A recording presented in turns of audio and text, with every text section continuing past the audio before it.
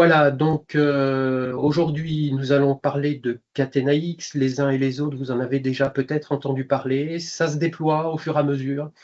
Et puis, la question, c'est êtes-vous prêt à franchir le cap, sachant que certains de vos clients ont dû déjà vous solliciter, plutôt côté Allemagne, parce que effectivement les formats d'échange de données sont en train d'évoluer et on vous sollicite dans l'emploi de Catena-X. Donc d'où l'intérêt, et merci à Alexandre de m'avoir aidé à monter ce webinaire rapidement. Simplement, si tu peux cliquer sur le slide, parce que je vais rappeler tout de même, le programme de conformité aux règles de la concurrence, c'est évidemment un rappel, tous vous le connaissez par cœur. Néanmoins, la FIEV et le GPA, puisque le GPA s'associe aussi au webinaire, entendent pleinement respecter les règles du droit de la concurrence. Pour chaque réunion, un ordre du jour précis et non équivoque est établi. Vous l'avez reçu dès la semaine dernière. Il est adressé à chaque participant avec sa convocation. Il est permis à tout participant de demander au début de la réunion le rajout d'un sujet à l'ordre du jour. Une telle modification nécessite l'accord de toutes les personnes présentes. Chaque participant devra veiller à ne communiquer que les informations nécessaires à l'activité et aux missions de la FIEV et du GPA, et j'associerai en même temps Galia, et ne pas communiquer ou échanger d'informations sensibles et plus généralement à ne pas adopter de comportements susceptibles de constituer une violation des règles du droit de la concurrence. Donc, on est en auto-contrôle. Je compte sur vous et n'hésitez pas, si vous avez un doute, à lever la main, à prendre la parole pour effectivement lever ce doute. Voilà. Donc, en introduction de ce webinaire, donc ce webinaire, il est consacré à Catena-X. Donc, ce sujet, aujourd'hui, prend une importance croissante dans l'industrie automobile. Comme vous l'avez constaté, donc les demandes proviennent des donneurs d'ordre et elles se multiplient.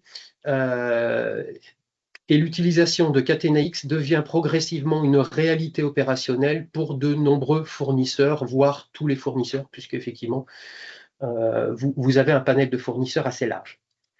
Cette évolution n'est plus la perspective lointaine, puisque là, vous êtes sollicité. Pour les entreprises, pour les entreprises de la filière, donc il s'agit de maintenant de comprendre les enjeux. J'allais dire pour les derniers d'entre vous, je pense qu'il y en a qui l'ont déjà compris et certains d'entre vous, vous pourrez le partager dans les questions-réponses entre nous. Anticiper les attentes des clients et préparer, intégrer les nouveaux standards d'échange de données qui feront les collaborations industrielles de demain. On va voir qu'effectivement, on parle de carbone footprint, on va parler peut-être de qualité un jour, on va peut-être... voilà, donc on a ces échanges et ça va s'élargir. Donc, on va voir quel est l'écosystème, les impacts concrets, mais aussi comment engager votre entreprise dans la démarche grâce en particulier, et Alexandre en parlera, de Catena-X Readiness Booster Programme,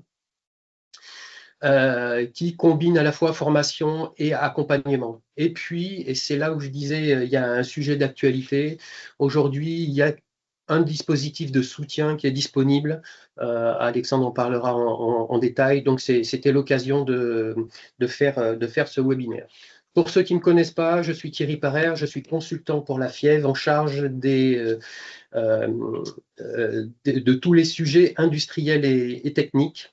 Donc, avant de passer la parole à Alexandre Loire, sachez que la session est enregistrée. L'objectif est que cet enregistrement sans les questions-réponses soit sur le site de la FIEV et accessible à partir de fin de semaine sur le site de la FIEV. Et qu'on aura à peu près 30 minutes de présentation et le reste, ce sera consacré à vos questions.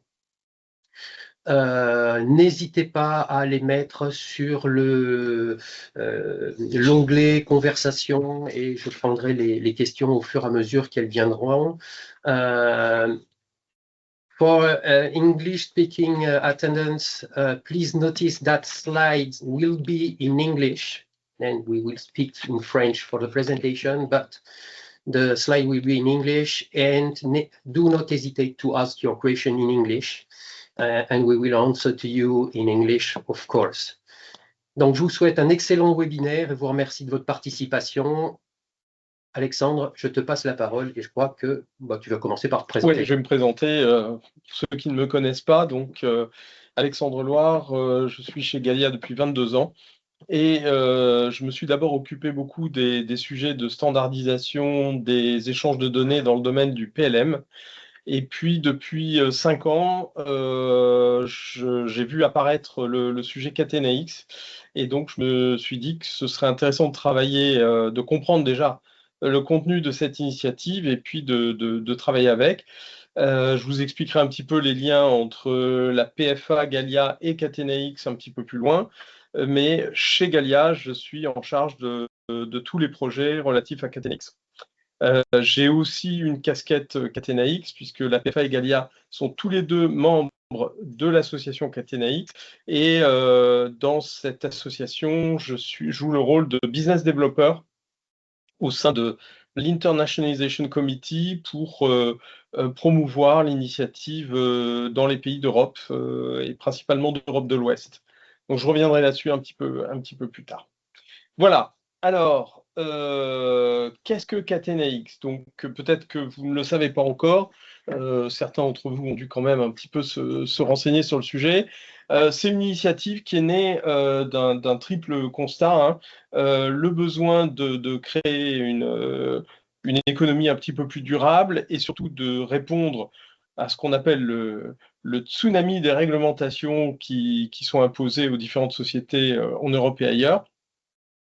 L'idée de créer une supply chain résiliente en prenant en compte tous les problèmes géopolitiques dont on a pu entendre parler dans les médias jusqu'à présent.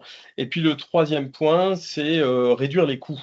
Alors, par exemple, en travaillant sur la notion de qualité et sur la conception. Et le corollaire de tout ça, c'est qu'en fait, c'est vraiment toute la supply chain qui est impliquée, où qu'elle soit, où qu'elle se trouve, et à quelque niveau de la supply chain automobile qu'elle soit. Donc, notre filière dans le monde représente à peu près 275 000 sociétés sur un million de lieux. Et on fabrique des pièces, plusieurs milliards de pièces qui doivent se balader et arriver dans des usines pour être montées sur des véhicules le plus vite possible, ou en tout cas dans les meilleures conditions. Donc c'est de tout cet ensemble-là qu'est né Catenaix. Avec une première observation, c'est qu'en fait, on sait communiquer dans la filière depuis des années et des années, ne serait-ce que par le biais de l'EDI, qui permet de communiquer entre entreprises directement connectées. Là maintenant, l'idée, c'est de pouvoir aller communiquer jusqu'au fond de la filière, sans pour autant connaître forcément l'entreprise qui contribue à la création du produit final.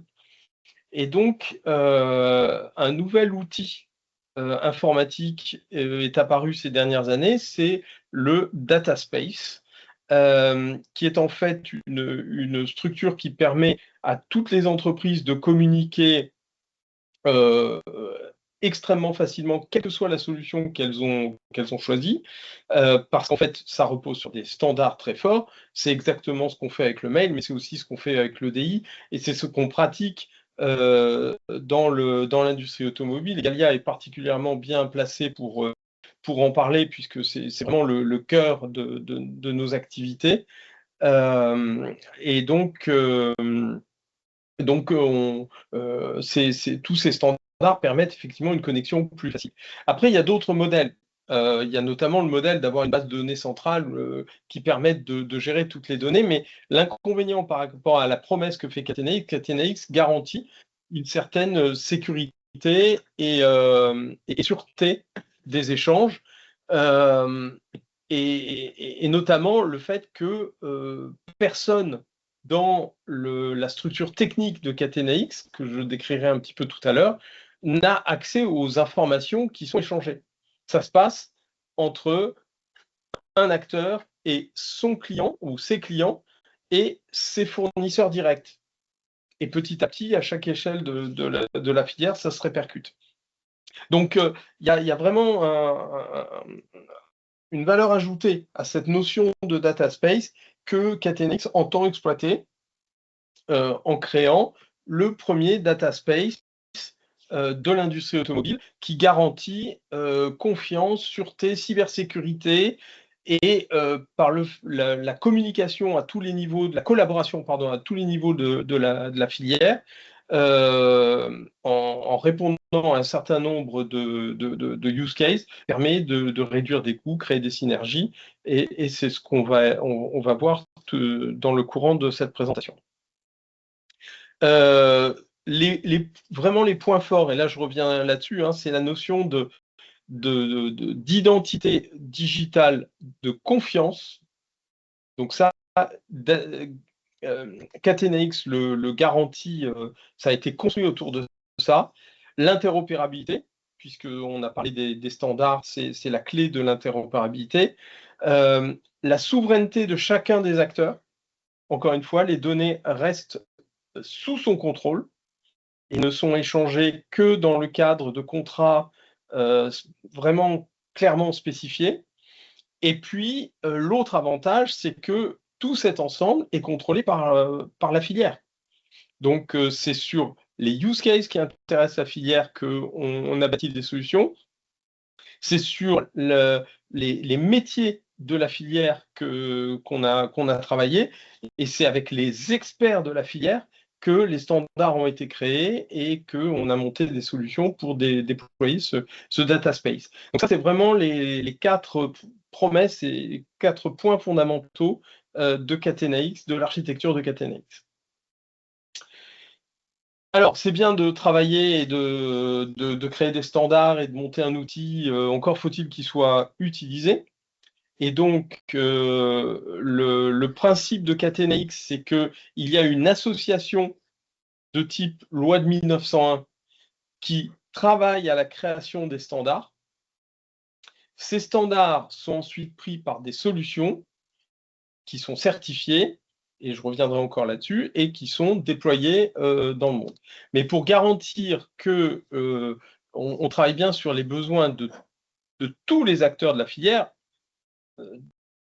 où qu'ils se trouvent sur le globe, donc Catenaix a monté un concept de hub, c'est-à-dire d'ambassade ou de représentant local d'une industrie locale pour que, d'une part, les gens comprennent mieux ce que c'est Catenaix, ce que ça peut leur apporter, et aussi fassent des retours vers l'association pour éventuellement faire travailler sur de nouveaux projets ou modifier les standards lorsque c'est nécessaire, etc.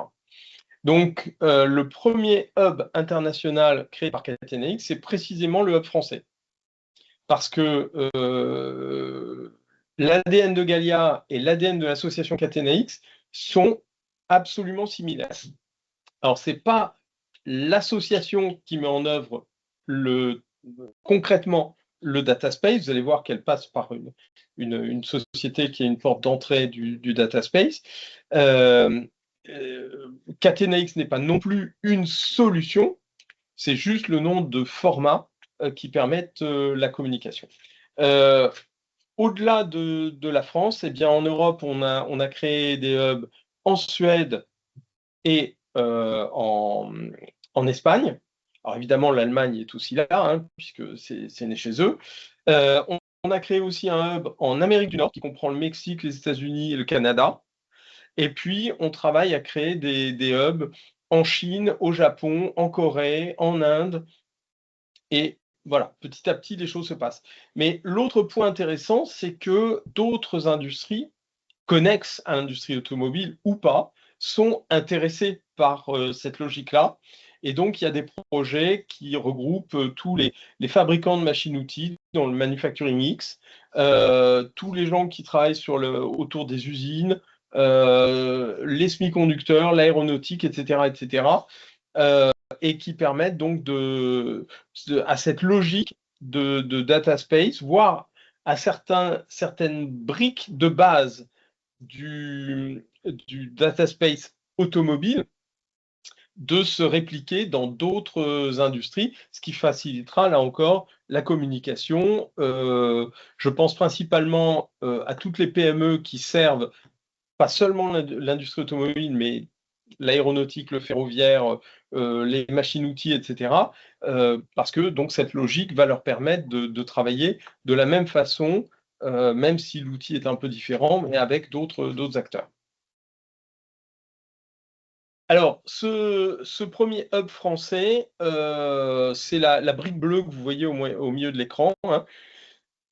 C'est à la fois les membres de la PFA, les membres de Gallia qui en font partie. C'est Gallia qui l'opère techniquement, si j'ose dire, mais la PFA nous aide dans tout ce qui est communication, dans tout ce qui est visibilité de l'action dans la filière. Et donc, nous travaillons de façon très étroite avec la PFA. Nous avons eu l'occasion, dans plusieurs comités techniques automobiles, de présenter l'initiative et de dire où on en est. Mais pour pouvoir s'accrocher au projet, pour déjà le voir de l'intérieur, en fait, un certain nombre d'acteurs sont devenus membres de l'association Catenix pour les aider à développer les standards Catenix. Donc, il y a 8 entreprises qui sont à la fois membres de Gallia, de la PFA et de Catenix, qui forment au sein de Gallia le comité stratégique du projet Catenix. Donc, vous avez Renault, vous avez Valeo, Forvia, vous avez Gree Group, vous avez Capgemini, etc. Et donc, qui ont des représentants qui sont présents et qui nous aident à piloter le projet. Donc chacun des ronds, c'est une entreprise, hein. Et donc notre rôle au sein de ce comité stratégique Catenix chez Gallia pour le hub français, eh bien en fait, c'est de partager avec les entreprises un certain nombre de choses. Jusqu'à présent, on s'est surtout attaché, et peut-être certains d'entre vous, avez-vous participé aux événements qu'on a créés en 2024 et en 2025, où on a eu l'occasion de présenter, en tout cas de faire présenter par Catenix, un certain nombre de use cases. Et ça a été des réunions d'information qui permettaient de comprendre un peu mieux ce qui se passait. Aujourd'hui, on est passé à une nouvelle étape. Comme Thierry le disait tout à l'heure, l'industrie allemande en particulier, mais en tout cas peut-être d'autres de vos clients, exige maintenant soit sur des nouveaux projets, soit tout de suite et maintenant, d'utiliser du format Catenix pour communiquer. Et donc, se pose la question de comment accompagner les entreprises qui se trouvent face à cette demande dans l'écosystème français pour les aider à mettre le pied à l'étrier le plus vite possible.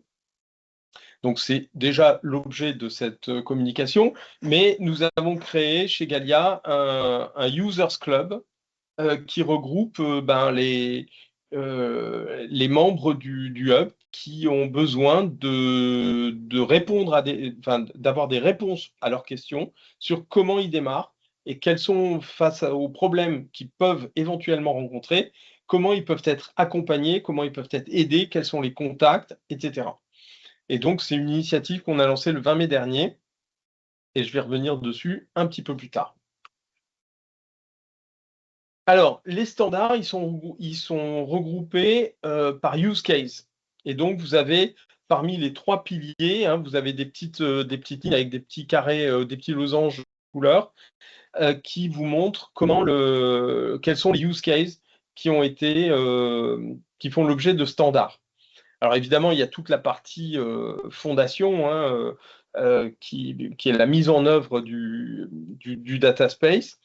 Mais pour chaque use case, donc, il y a un certain nombre de choses. Donc, vous avez par exemple le calcul d'empreinte carbone, vous avez la gestion du capacitaire, vous avez la qualité, vous avez différents sujets sur les digital product et battery passport, etc.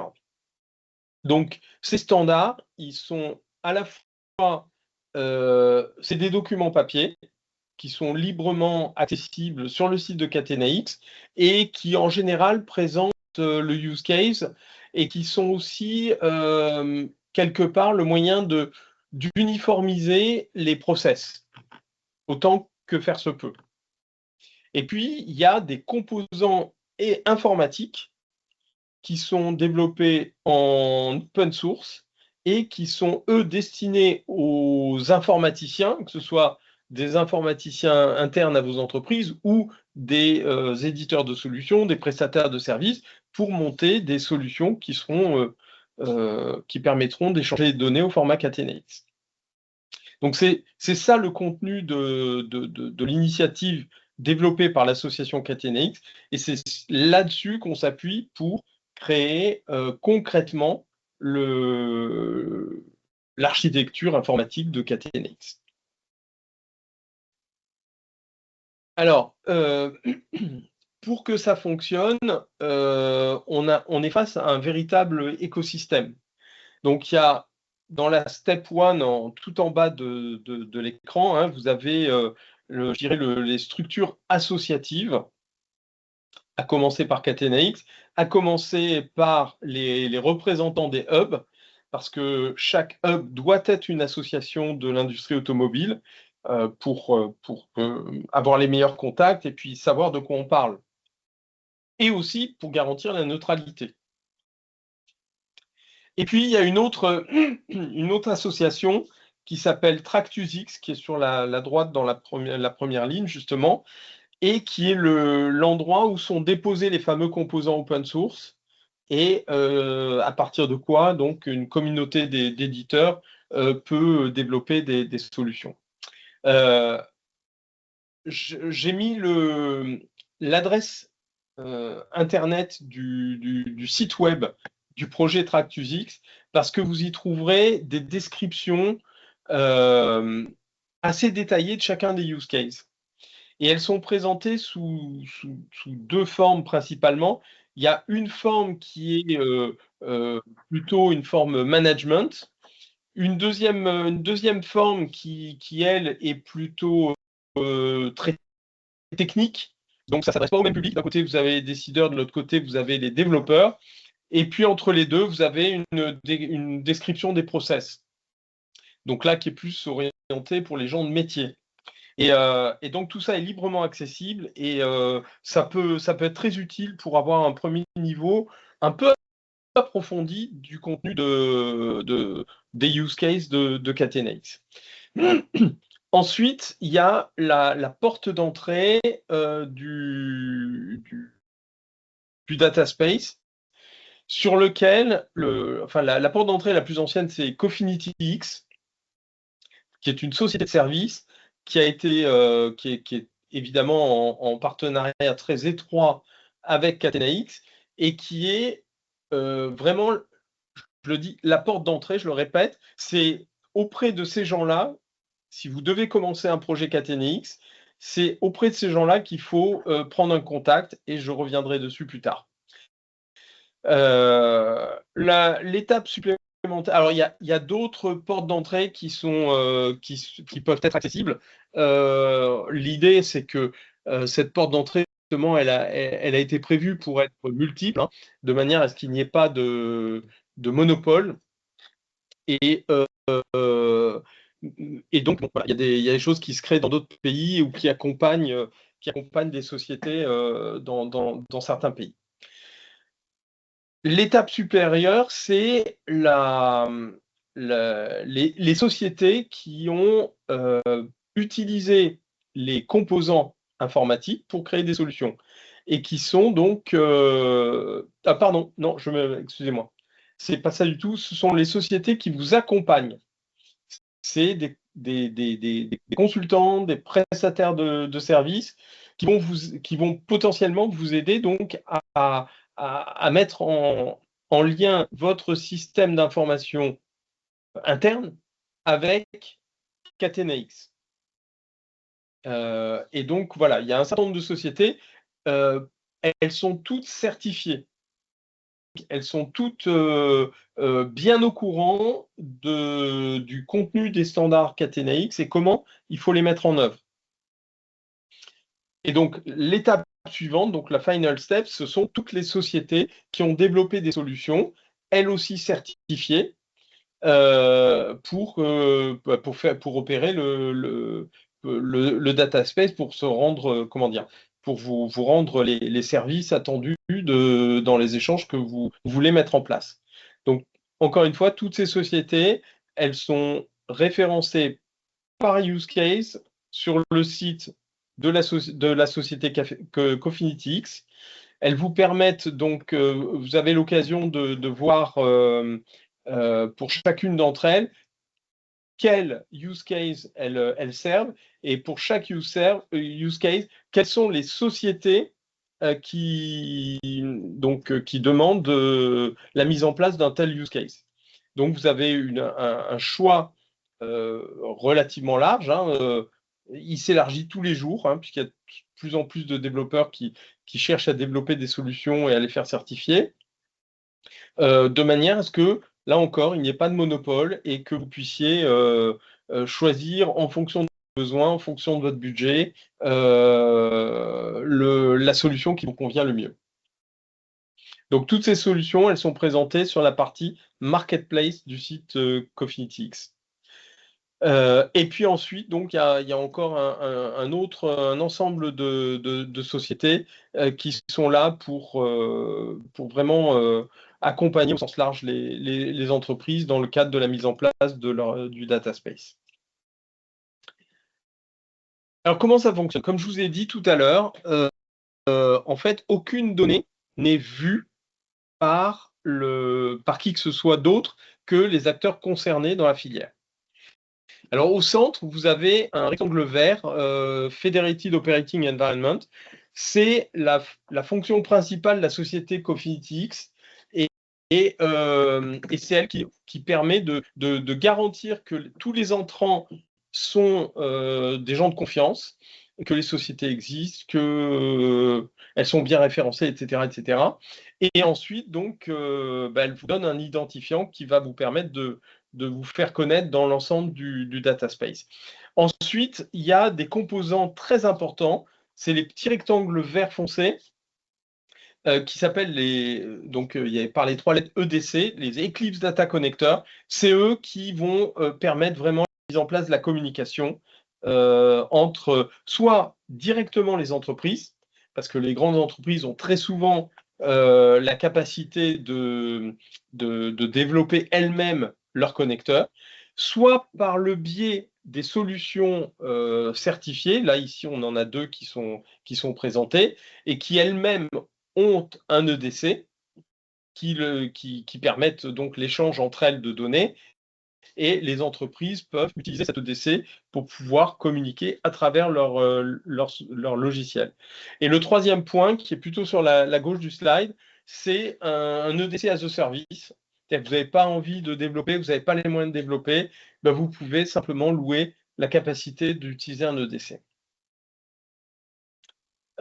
Alors, cette connexion EDC, c'est vraiment le point important, c'est le point d'entrée. C'est-à-dire que la première chose que vous allez faire, c'est mettre en place un EDC entre votre système d'information et le monde Catenaix. Le deuxième point fondamental, c'est tout ce qui est identification. Alors, l'identification, encore une fois, je vous ai dit, c'est la gestion de la confiance, mais c'est aussi un use case. Il y a possibilité de gérer de façon au sein du data space, l'ensemble des acteurs identifiés et pour pouvoir, par exemple, tenir une base de fournisseurs à jour et être prévenu le plus tôt possible qu'une société ferme ou qu'une nouvelle société est disponible dans l'environnement. Le troisième point, c'est cette notion de digital twin qui va permettre chaque pièce, chaque composant, chaque véhicule va recevoir dans le data space un identifiant unique. Et donc, quand une pièce est montée sur un composant, eh bien, l'identifiant du composant et l'identifiant de la pièce sont connectés par le système, et ce qui fait que quand on a besoin d'aller chercher des informations au fond de la filière, ben, cette notion de digital twin permet de faire beaucoup de choses. Tous les use cases que vous avez sur la droite ne reposent pas sur cette notion de digital twin, mais un grand nombre d'entre eux le font. On va prendre peut-être l'exemple de l'économie circulaire. Pardon, pas de l'économie, c'est du PCF que je voulais dire. Où là, vous voyez donc entre à chaque fois qu'on a besoin d'avoir une donnée, il faut la demander à son fournisseur. Et là, la chose se fait de façon beaucoup plus automatisée, en récupérant les données de tous vos fournisseurs que vous agrégez entre elles, auxquelles vous agrégez votre propre valeur de PCF, et vous passez ça à vos clients en lui indiquant aussi quel est le pourcentage de données primaires, et de manière à ce que l'ensemble de l'agrégation se fasse en connaissant au mieux la structuration du PCF. Alors, une fois qu'on a installé tout ça, en fait, il y a un certain nombre d'acteurs allemands qui ont déjà évalué des gains selon les use cases. Donc, bon, je ne vais pas passer forcément beaucoup de temps dessus, mais vous aurez l'information en regardant la vidéo qui sera mise sur la chaîne YouTube de la FIEF. L'autre point, le seul message de ce slide-là, c'est de dire que avec Catenaix, c'est une solution qui est scalable, comme on dit. Donc, si vous avez installé un EDC, si vous avez la notion de digital twin, eh bien, vous pouvez travailler sur différents use cases à votre rythme. Vous commencez par un use case, puis vous enrichissez par un second, puis un troisième, en fonction des demandes de votre environnement et de vos besoins. Alors, comment démarrer? La première étape, c'est vraiment de vous connecter à Cofinitix. Mais il y a un moyen plus simple encore, c'est de rentrer dans ce fameux programme, Catenaix Readiness Booster Programme, qui va vous accompagner depuis l'enregistrement à Cofinitix, les premières formations et jusqu'à la certification des premiers échanges. Et donc, si je regarde un petit peu sur ce slide qui est plus synthétique, donc c'est composé, l'ensemble se passe sur 12 semaines, et vous avez à la fois quelque chose d'assez standard, 2 jours de training qui vont permettre à 3 personnes de chaque entreprise de comprendre les tenants et les aboutissants de ce qui se fait dans Catenaix. Il faudra quelqu'un du métier, d'un métier, enfin le métier considéré par un use case, quelqu'un de l'informatique et quelqu'un de la gouvernance pour comprendre comment ça se passe. Une fois que cette formation est faite, comprise, eh bien, alors ça peut être fait en inter-entreprise. Mais une fois que la formation est terminée, chaque entreprise va se rentrer sous sa tente, si j'ose dire, et décider quel use case elle veut mettre en place. Et pour ce use case-là, les équipes projets nécessaires, à la fois métier, IT, et ça, c'est une relation directe de l'entreprise avec l'environnement Cofinitix Catenaix. Et puis, une fois que le projet est terminé et qu'on a pu échanger les premières données, eh bien, il y a une certification qui est faite et qui permet à l'ensemble de l'écosystème de savoir que votre société est équipée de Catenaix et elle est prête à échanger des données sur tel et tel use case. Alors, comme le disait Thierry en introduction, comme les grands donneurs d'ordre ont commencé à demander à leurs fournisseurs de travailler sur Catenax, l'Union européenne a proposé donc de financer une étude. Alors, une étude pour étudier quels sont les points bloquants d'entrée dans un data space, quels sont les besoins des acteurs. Et pour cela, donc, pour chaque entreprise qui va décider de mettre en place soit un use case qui est identifié, qui est le use case certificate management, qui donc celui qui permet l'échange des certificats ISO ou autres avec vos clients quand besoin est fait. Donc, Catenax peut rendre service à ce niveau-là. Et puis, donc ça, c'est le premier use case. Si vous répondez à l'enquête, vous engagez à répondre à l'enquête pour la mise en place de ce use case, eh bien, vous recevrez 15 000 € de rétribution pour avoir répondu à l'enquête. Si vous choisissez de faire ce use case plus un deuxième, eh bien, la rétribution est doublée. Alors, les conditions, c'est d'entrer ou d'être entré dans Catenax à travers Cofinitix depuis le 1er mai 2026 et d'avoir répondu à l'enquête avant la fin décembre 2026. Alors, ça va un peu vite. Nous, l'ensemble de la filière a été mise au courant de l'existence de ce dispositif il y a 2 semaines, 3 semaines. Et donc, d'où la question d'un peu d'urgence qu'évoquait Thierry en introduction. Et ceci couplé aux besoins de certains des grands clients, des grands donneurs d'ordre, fait que bon, ça peut être une aide. Et puis aussi, c'est quelque chose auquel il faut répondre rapidement. Donc j'ai mis l'adresse d'un site qui vous permettra d'avoir plus d'informations si vous le souhaitez.